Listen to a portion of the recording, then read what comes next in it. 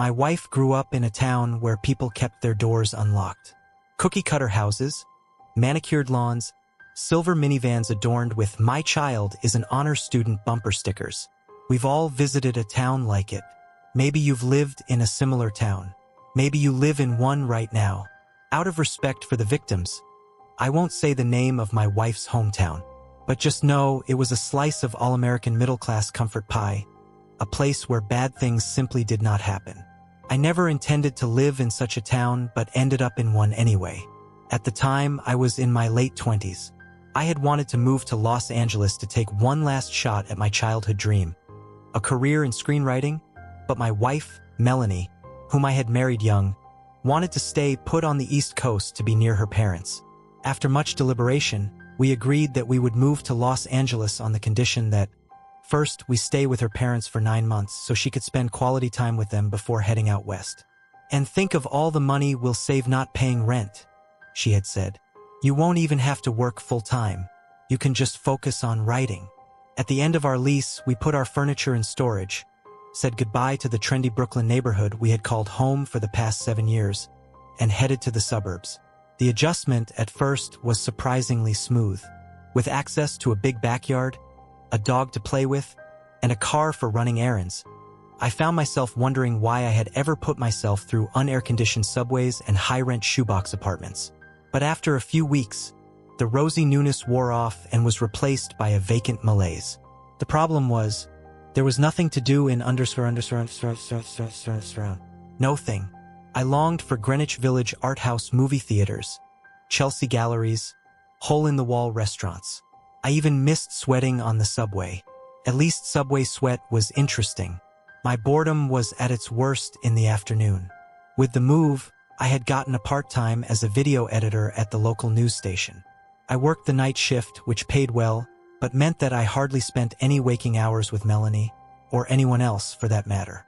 I thought that the solitude would be a fruitful source of writing inspiration, a way to get a head start on a feature script or a TV pilot before we went to LA. But it was not to be. Melanie's mom ran a daycare in their home, meaning that between 3 and 5 p.m., my prime writing hours, there were 10 to 14 children screaming at the top of their lungs, desecrating my brain space. I suppose I could have gone to a coffee shop or a library to work, but if you give a writer an excuse not to write, he will take it every time. And so the walks began. Each weekday, after sleeping through the morning and into the early afternoon, I would lace up my Chuck Taylors and venture out into the quiet streets of Undersurf. I had nowhere specific to go, and the route I took each day varied. Rain or shine, I explored my new neighborhood, memorizing street names, taking note of new additions being added to houses. I justified the long walks by telling myself they were productive, a time to gather my thoughts and outline screenplays in my head. But they never were. Most days, I would just listen to old jazz music, fake smile at the dog-walking neighbors, and count the days until I could get the hell out of the suburbs. One rainy afternoon, I stumbled upon an off-road path. The path ran under a set of towering power lines and seemed to carry on endlessly. I stopped and stared, intrigued by the path's enigmatic grandeur. It felt both out of place and right at home, like pimples on a teenager. I looked for signage telling me I wasn't allowed on the path, but it was unmarked, which I took as an open invitation to explore. Anyway, I told myself I could always leave if anyone gave me a hard time. In a move that would haunt me for years to come, I stepped off the pavement onto the gravel. The rocks made a dreamy, satisfying crunch beneath my feet, an audible signifier that I had crossed over. I started walking, letting the power lines guide me, unsure of where they would lead. 5 steps onto the path, it was as if I had left town. The sides of the path were damp and muddy. Overgrown weeds stretched up through cracks in the gravel and tickled my exposed knees. The smell of sewage permeated the air, wafting up, as if from the earth itself. Mosquitoes nibbled at my ankles. Rodents scurried around and burrowed into the ground, probably to get away from me. But despite its wretched ugliness, I found the path to be quite lovely. Having lived in the city for so long, there was an element of grimy danger to which I had grown accustomed and, quite frankly, missed. The path filled that void. On the path, I was vulnerable, alert, alive. But mostly, I was alone. Yes, there were signs of life on the path. A few torn blankets, some newspapers, a collection of empty icebreakers gum containers. The big ones that held 100 pieces. There were the remnants of late-night teenage escapades. Empty beer bottles, used condoms, graffiti manifestos painted on the back of vinyl fences, but I didn't get the feeling anybody went there during the day. During the day, it was mine. My mud. My overgrown weeds. My sewage smell. The path was freedom. It was liberation. It was an ounce of control in a life that, every day, felt more and more like it belonged to somebody else. I didn't walk too far down the path that first day. I wanted to leave some mystery for the next trip. The second day, I went a little farther, and even farther than that the third and fourth days. After a week, I walked so far that I came home late for dinner. "Where'd you walk today?" Melanie said. "Around." I said. "Around where?" "You know, the neighborhood. Nothing crazy." One of the most curious features of the path was how it cut straight through town like an artery. Houses ran parallel to the path, their backyards separated only by a row of fencing. Most of the fences were tall, white, and opaque, but the ones that were short or otherwise see-through offered a rare glimpse into suburban life. Untended sprinklers, bee-infested wooden sheds, neglected swing sets. Sometimes I'd see a housewife through the window, sipping her afternoon wine. Or I'd catch a TV playing Fox News to a sad, empty room. I found it fascinating how some houses, which looked so pristine from the front, appeared to be in total disrepair from the back. For every new paint job, there were 10 peeling shingles, 2 cases of stained siding, and a green scummy pool filled with tadpoles. It was as if the residents started refinishing their houses but ran out of money after the contractors finished the facade. I suppose the owners of the houses figured nobody would ever see the back, because who in their right mind would be walking down this disgusting path and think to look in? I would often catch myself thinking about the power lines themselves, how they blended in like set dressing despite their vast importance in our everyday lives. Power lines fuel our internet, our televisions, our home security systems. And yet, we don't give them a second thought until those comforts are compromised. We don't protect them or cherish them. In most cases, we relegate them to an out-of-the-way spot where we can pretend they don't exist. A spot where anybody with a mind for trouble could tamper with them. The day I saw him started like any other.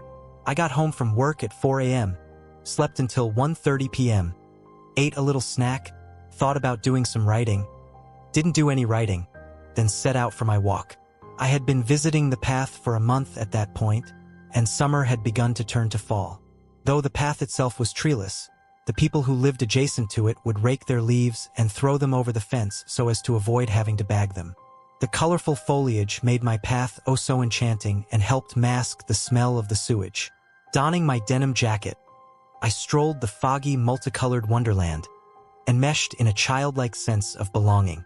I began to give serious consideration to whether or not I might be better off just staying in the suburbs, staying with my path. But that all changed when I saw a man in the distance. He was dressed in black from head to toe, walking toward me down the path. He had a crooked limp in his left leg, and his shoulder dipped with each step. I felt an immediate sense of dread when I saw him, the kind of lurching repulsion you see a rat scurry across the street and know on an animal level you should avoid it. My first instinct was to turn around and try to get off the path before he caught up.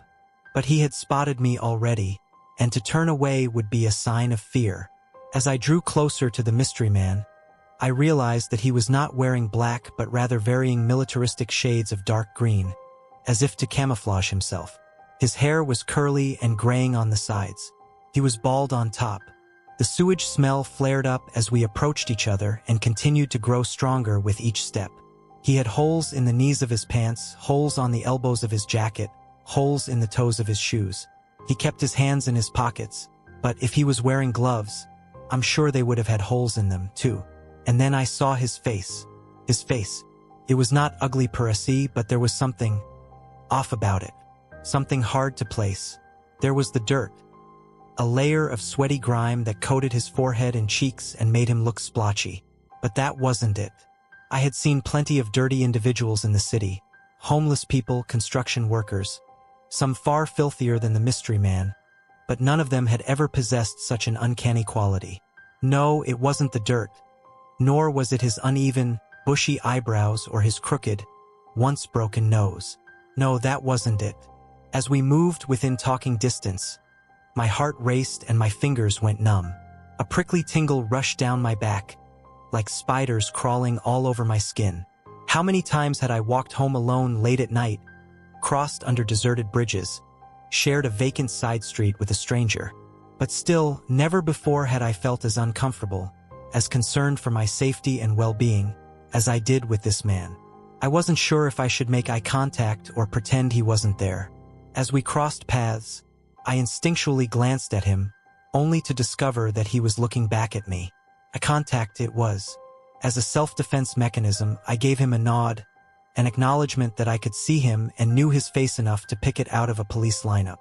With my nod, the corners of his dry, cracked lips spread into a wide smile, and it was then that I realized what gave his appearance that uncanny quality. His teeth, paired with the dirt and grime and torn clothing, was a set of spectacularly white teeth. Movie star white. White like the intense ring of light around a solar eclipse. These Cadillac white teeth were out of place on such a disheveled man, as if they'd been stolen from another mouth and implanted in his via black market bathtub surgery. They were a bit large, too, like they didn't quite fit. And while he smiled at me with those porcelain pellets, and I stared back, I heard a small sound that cut through that of the dead leaves and gravel crunching below the man's water-stained boots. It was a kind of rhythmic sucking pop that, with the motion of his jaw, I recognized as gum chewing. Pop, pop, pop. He looked me in the eye for a moment longer, though it seemed like he was looking through me, not at me. Popped his gum a few more times and walked on. I kept walking too, picking up my pace and trying not to make it obvious that I was peeking back over my shoulder. When I did catch a glimpse of the man, he was about 100 feet away and showed no signs of slowing. With my second glance, he faded into the horizon.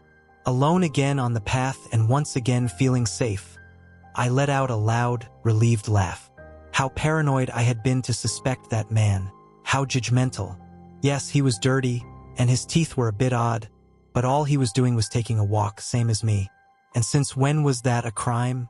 He was probably just as afraid of me as I was of him. And there I was standing around, laughing to myself like a lunatic. I wiped a silly tear of relief from my eye. This is underscore town.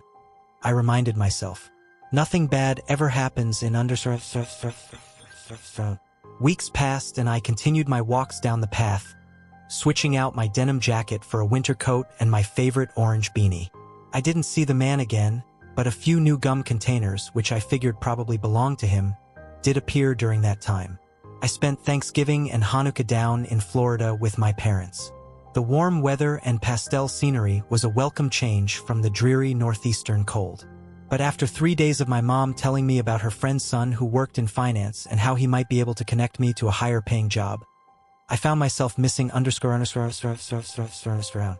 soon as I got back, I took a nice long stroll. Melanie took 3 weeks off around the holidays.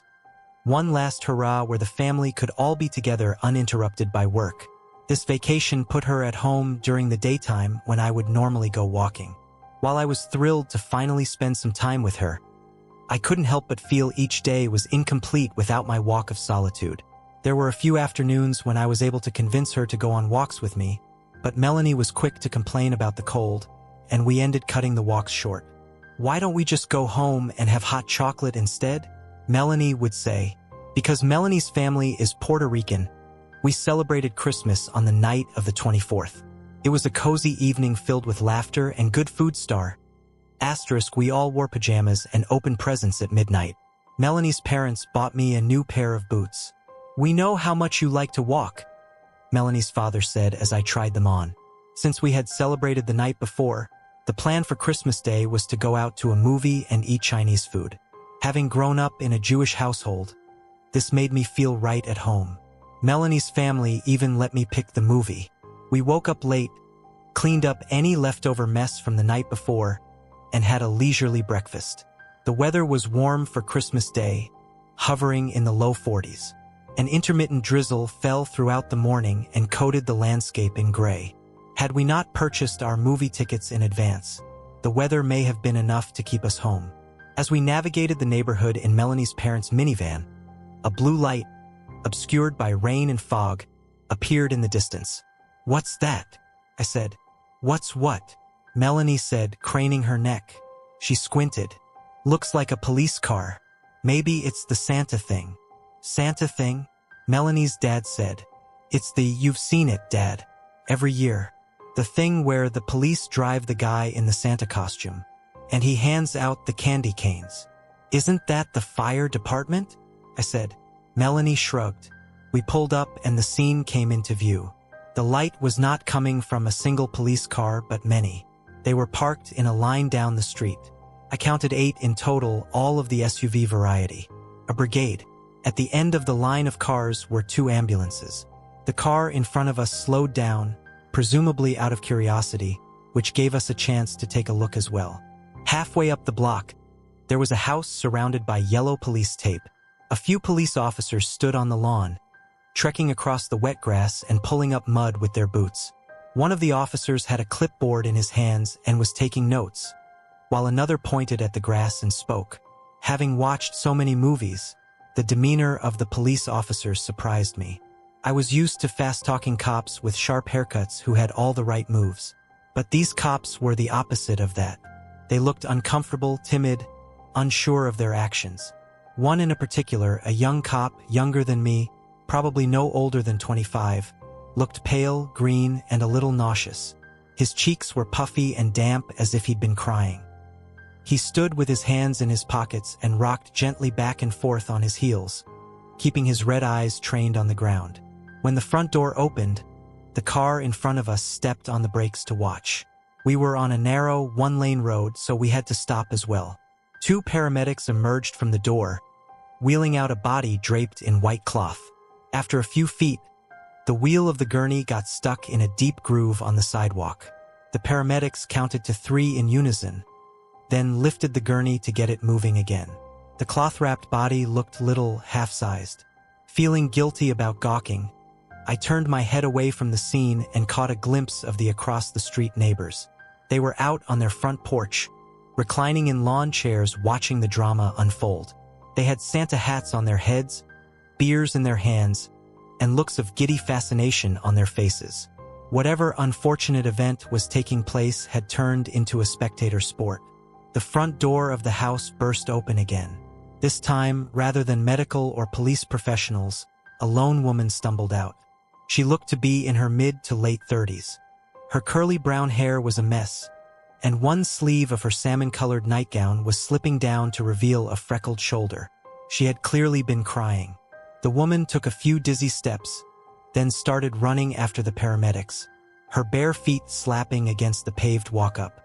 As the paramedics loaded the body into an ambulance, the woman tripped over her feet and dropped to her knees on the wet lawn. No, don't take him," she cried, throwing her arms out and bending at the waist as if in prayer. The paramedics shut the doors of the ambulance, and the woman, too distraught for words and now choking on her own spit, began letting out a throaty, animalistic keening. Even though the car window was closed, I could hear how violent the sound was, how much it was shredding her vocal cords. The paramedics drove away and the woman went limp, flopping down in the grass and lying face down. A sad-looking man with hunched shoulders and an unstylish mustache came out of the house and peeled the woman off the ground. The front of her gown was soaked through and stuck to her breasts and abdomen as they rose and fell with each desperate breath. I was called in to work that night. It was Christmas, but if you work for the news, you work when there's news. It was my assignment to cut together the segment about the house with the weeping woman, making me both the editor and a primary source. There, working late into the night in the closet-turned-editing room, I learned what had really happened. The story revolved around a married couple who, in the continued pursuit of anonymity, I will refer at Jeff and Stephanie Sarkub. Like Melanie and me, Jeff and Stephanie had spent their 20s in the city. He worked as an analyst for a mid-sized investment company, and she worked as a secretary for a since-dissolved PR firm. They met at a bar on the Lower East Side and fell in love instantly. After dating for a couple of years, they tied the knot with a modest but charming wedding in Cape Cod. They moved to town shortly thereafter. 11 months after the move, they welcomed their first and only child, Ethan, into the world. In the almost decade since Ethan's birth, Jeff and Stephanie had slid comfortably into the little league coaching, crustless sandwich-making life of suburban parents. Ethan, a chipper if not slightly hyperactive 9-year-old, was a Christmas fanatic. Among his favorite holiday pastimes were decorating the tree, going to see the Rockets at Radio City Music Hall, and making hand-drawn cards for his parents. But his favorite tradition, without fail, was sleeping downstairs on the couch on Christmas Eve in the hopes of meeting Santa Claus. Each year, he would stay up as late as he could, only to awake the next morning and find that he had just missed the big man in red. Nevertheless, he always tried. The year that I discovered Ethan, he had staved off sleep until 12:15. A new record, before he finally succumbed to exhaustion, shut his little eyes and dozed off. Once Ethan was asleep, Jeff and Stephanie tiptoed into the living room and slid Santa's presents under the tree. Jeff took a few bites of the carrots Ethan had left for Rudolph, and Stephanie nibbled the cookies and sipped the milk. They went upstairs, got in bed, and fell asleep to an episode of Criminal Minds. When they awoke at 11 a.m. the next morning, having gotten their best and most complete night of sleep in 10 years, Jeff and Stephanie knew something was wrong. Normally, on Christmas morning, Ethan would have woken them at the crack of dawn, buzzing with excitement over Santa's visit. But they hadn't heard a peep from him.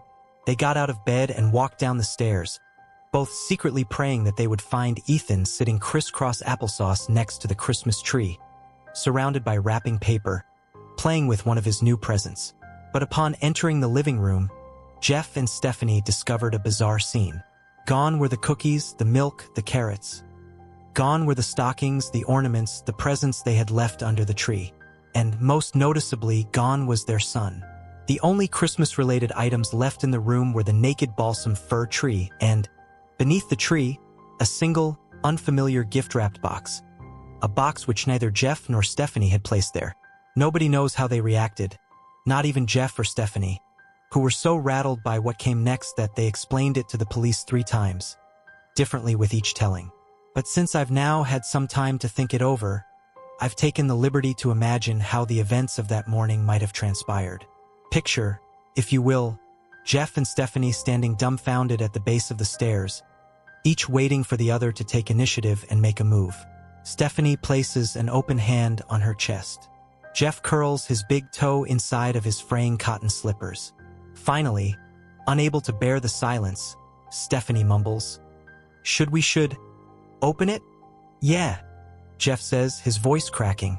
Jeff takes a step forward toward the tree, his mustache fluttering with each nervous breath. He reaches the tree and wraps his plump fingers around the edge of the box. He picks it up, surprised by its heft. Giving the box a timid shake, Jeff turns and looks back at Stephanie, whose fingers have moved from her chest to her mouth as she gnaws off her candy cane-patterned nail polish. She gives Jeff a nod, as if to say, "Continue." Jeff unties the bow and peels off the wrapping paper with neat and unnecessary precision. He folds the discarded wrapping paper into a small square and places it down next to the box. Jeff opens the lid. For a moment he smiles, relieved at the sight of his son staring back up at him. "Oh, there's Ethan," he thinks to himself. "We had nothing to worry about." But his smile fades as Jeff realizes that there is nothing but air in the space between the ground and the box in his hands. "What is it?" Stephanie says. Jeff doesn't answer. "Babe, what's Jeff?" Say something. Jeff turns to Stephanie. "It's..." Jeff starts. Unable to finish his sentence, Jeff reaches into the box and grabs Ethan, pulling him out by the hair. Stephanie gasps in a few breaths and forces out a shriek. She collapses to the ground. Jeff, startled by Stephanie's reaction, drops Ethan's small head. It rolls a couple of feet, smudging semi-dry blood across their Tuscan yellow IKEA carpet. Jeff vomits and Stephanie screams again. And she keeps screaming without pause until a few hours later when I see her through the window of Melanie's family's minivan. At around 4 a.m., my boss popped his head into the editing room. He was wearing a Santa hat and strap-on beard. His eyes were bloodshot and tired. "You can go home if you want," he slurs.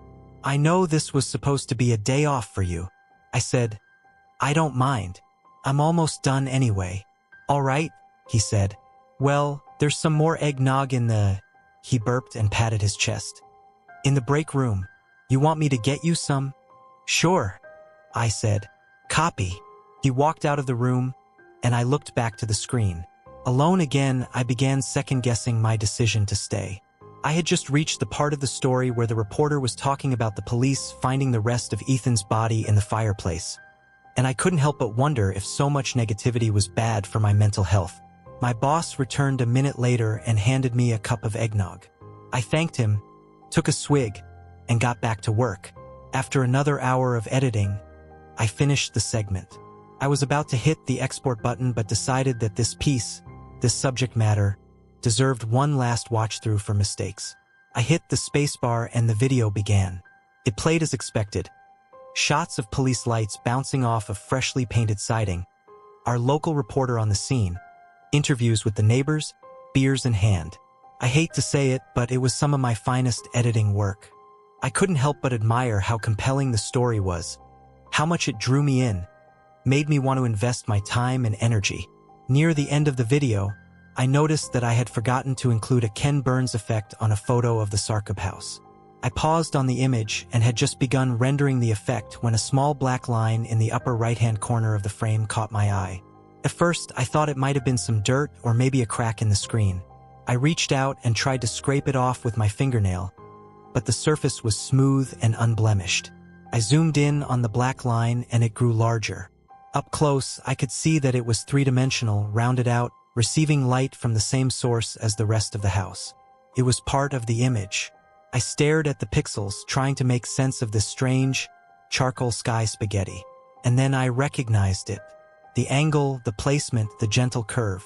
It was a power line, running parallel to the Sarkub house, lurking just barely in the distance. I hit the export button and waited in silence. The moment the video finished, I grabbed my coat, put on my orange beanie, and headed for the exit. On the way out the door, I heard my boss say, "Merry Christmas." I rode my bike at a rapturous pace from the studio to town. The freezing winter air bit my face. Watery, clear mucus ran from my nose to my upper lip and filled my tongue with the taste of salt. The roads, lit by the subtle green and red glow of Christmas lights, were eerie and desolate. I had a tight feeling in my stomach, a crocheting of my innards that reminded me I was riding into trouble. I cruised past Melanie's house. The light was off in her window, our window. I worried that the loud clicking of my poorly lubricated bike chain might wake the family dog. But I made it past the house without a single bark. Onward, I rode my normal walking route, which seemed shorter and less interesting on a bike. The sun had just begun to rise when I arrived at the power line path, though it hadn't yet reached the horizon, leaving the landscape stark and blue. The leafless trees hung over the scene, ominous and dark.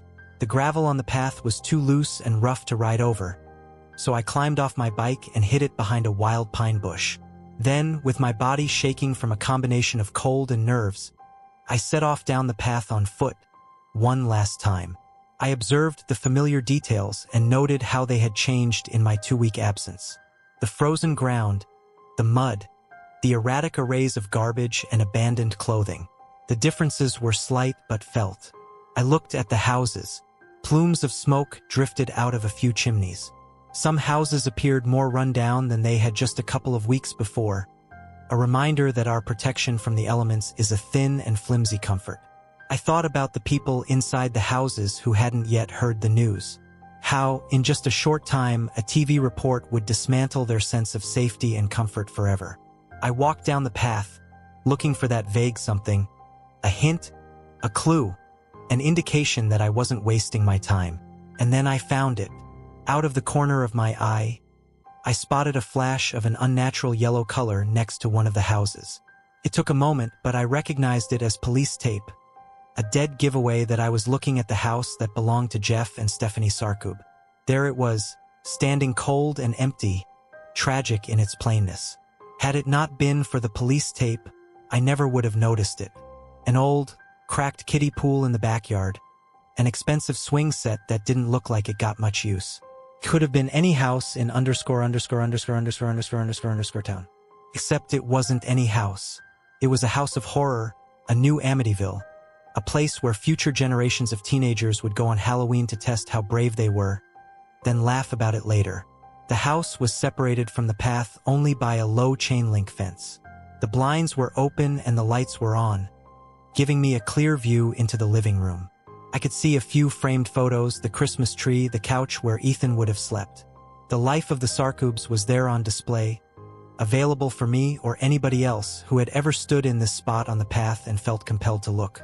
A chill ran through my body, and I took a step backward. Something hard crunched under my foot and made me jump. I looked down. It was just one of those empty Icebreakers gum containers. I went to kick it out of the way but stopped before my foot made contact. I had broken the container when I stepped on it, and now a lightning bolt-shaped crack ran from the lid to the base. And through that crack, I could see the faint outline of something round and oblong inside. It was pale in color and about the size and shape of a battery, too big to be a piece of gum. I picked up the container and gave it a little shake. The mystery object made a soft, dull thudding sound as it knocked against the inner plastic walls. I slid my finger under the lid and flicked it open. The first thing I saw was the nail, chipped like driftwood, and yellowing at the edges. The skin was pale and purplish and loose around the knuckle. The bone stuck out at the bottom where a small amount of blood was smeared against the plastic. I let the container fall from my hand, then dropped to my knees and dry heaved. The taste of eggnog was faintly present on the base of my tongue. I grabbed a handful of gravel and held it tight, bracing for violence. When the nauseous feeling passed, I tilted my head up and stared at the rest of the gum containers scattered across the ground. I didn't want to look, but I had to know. I grabbed another one and flipped it open, and like the first, there was a finger, a thumb this time. Frantically, I opened the rest. I counted as I went. 3, 4, 5, 6. I had just finished counting the final container, number 11, when I heard the faint sound of a leaf crunching underfoot behind me. I froze like a possum, foolishly playing dead in broad daylight with my back turned to my would-be attacker. There was total silence for a moment. Then, pop, pop, pop. It was a sound I had heard just once before, but that had ingrained itself into my DNA like a fear of spiders or snakes. Pop, pop, pop, he went again, chewing on his gum. I turned my head slowly, looking back over my shoulder, just far enough to catch a glimpse of his gleaming white teeth. And then I took off. I ran with the fear of God, or worse, pushing me forward. I ran like I hadn't since high school gym class, sprinting, my legs getting ahead of my body, arms flailing to maintain balance. My beanie flew off, but I kept going, not even thinking to look back. Finally, after what felt like 30 miles, I hit the main road. It was the end of the path, where the power lines split off to carry electricity to the next town over. Wheezing from the cold air that punished my lungs, I bent at the waist and looked back behind me. There was no sign of the man with the pristine smile, only the path darting straight into the distance, disappearing into the single vanishing point that was underscore. Took me an hour to get back to Melanie's house. The path, it turned out, was the only direct route from where I was to her neighborhood, so I had to walk down the main road and loop all the way around town. By the time I got home, the house smelled like Quisito and coffee, a sign that Melanie and her parents were awake. Melanie was sitting at the kitchen counter reading a book. Her mom was cooking behind her.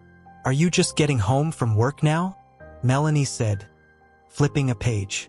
She looked up over the edge of her book, and I could tell from the change in her expression that I must have looked terrible. I started, but then lost the breath in my chest. "Hun," she said and stood up. She looked down at my wet, mud-coated boots, the same boots her parents had gifted me less than 48 hours prior. "Hun, are you okay?" My knees buckled and I lowered myself to the ground. By the time Melanie reached me, the tears had already started. "What's wrong? What's wrong?" she kept asking, but I was crying too hard to answer. Her mom got me a glass of water, and after 20 minutes I was able to talk. I told Melanie the whole story. The walks, the path, the man with the white teeth. When I finished, Melanie sat there in silence. "Why didn't you talk to me about any of this?" she said after an eternity. I shook my head and I looked down at the ground. "I don't know," I said. Melanie took a deep breath and bit her lip. She looked up at the ceiling, her eyes glistening in the overhead lighting. "I think you should call the police," she said. The police sent a team to the path to look for evidence. They brought in UV lights, DNA experts, and dogs trained on Ethan's scent. They sent a helicopter to do a flyover on the entire area. But they found nothing. The scene, it seemed, had been wiped clean. They brought me into the station a few days later for official questioning. But I was cleared right away, my alibi confirmed by Melanie and her family. As news of my findings spread, somebody from the police leaked it. Outrage grew among the public that the police had failed to sweep the scene properly. How could they have missed it? Was the question everybody kept asking. How come they didn't take a closer look at that path? But to me, the answer was simple. They missed the path because they didn't think to look. To the people of underserved, police included, the path was an ugly blemish, an unsightly, oozing wound that was easier to ignore to the point of infection than confront. To them, the path did not exist. And why would they look at something that wasn't there? Time passed uneventfully after that. A slew of for sale signs popped up in underserved found in the weeks and months following the murder, but there were no additional incidents. Personally, I felt fortunate to have come out of the whole thing unscathed. Yes, there were the recurring night terrors about my teeth falling out, and I would sometimes have trouble breathing when passing by packets of gum for sale at the supermarket. But that mostly went away with time. After our 9 months in underscore town were up, Melanie and I packed our life into a U-Haul, drove across the country, and moved into an apartment in the Silver Lake neighborhood of Los Angeles. She spent her days working remotely from home, and I spent mine trying to write screenplays at Intelligentsia Coffee Shop on Sunset Boulevard. After a full year, I was able to piece together a presentable script. A hard-boiled serial killer mystery, nothing groundbreaking. I sent query letters to agents and managers all over town and heard back from only 2, both of whom informed me that, for legal reasons, they weren't allowed to accept unsolicited material. I started going for long drives during the day, wasting large amounts of money on gas to see how far I could get into the desert and still make it home in time for dinner. Sometimes I imagined myself driving into Death Valley until the sun melted the car and I became one with the sand. One evening, after driving all the way to Prim, Nevada and back, I found Melanie sitting at the kitchen table, her eyes wet, tears drizzling down her cheeks. "What's going on?" I said. She looked up at me and said the thing that had been on both of our minds for the past few months. "I don't like it here, and I want to go home." We ran out our lease, packed a U-Haul, and went back to her family's house in completing our extended cross-country trip. I returned to my job at the news station. It was like we had never left and nothing had changed. One day, on a whim, I decided to go for a walk. I perused the neighborhood, letting my feet guide me. It was winter again, and the Christmas decorations were out in full force. After a series of random turns and curves, I found myself facing a familiar street, a street that led to a familiar path. Fear ran through me like an acid flashback, but still I was drawn to it. I took a step forward and walked toward the path. When I arrived at the entrance, I was both relieved and disappointed to find that the town had put up a metal gate blocking off the path. The gate featured 2 steel locks and 3 no trespassing signs. So that's that, I thought. I turned to walk away but stopped as an image popped into my mind. Wheels, spokes, handlebars, an under-lubricated chain. I figured that the bike wouldn't still be there, but it was worth checking. I walked around the pine bush and sure enough, there it was, dirty and rusted, but still in good enough condition that I might be able to sell some parts and recoup a bit of the money I had blown on the move. I dug the deflated wheels out of the grooves in the ground into which they had sunk. As I pulled the bike away from the bush, a piece of orange fabric fell off of one of the handlebars. I bent down to pick it up and froze when I realized what it was. My beanie, which I had not seen since it had fallen off my head, was as bright and orange as the day I bought it. I pinched the fabric between my fingers. It was soft and clean and smelled of laundry detergent, not at all the condition in which one would expect to find a piece of clothing that had spent almost 2 years outside in the Northeast. I turned my head and let the bike fall to the ground. The frozen bell clanked as it impacted an above-ground root. The wind blew and my body shook. I was suddenly cold, colder than hail, colder than night, colder than vast and empty space. My teeth chattered and knocked against the inside of my skull. Hands shaking, I pulled the beanie onto my head and crossed my arms for warmth. And there I stood, freezing and alone, looking over my shoulder in a town where bad things simply didn't happen.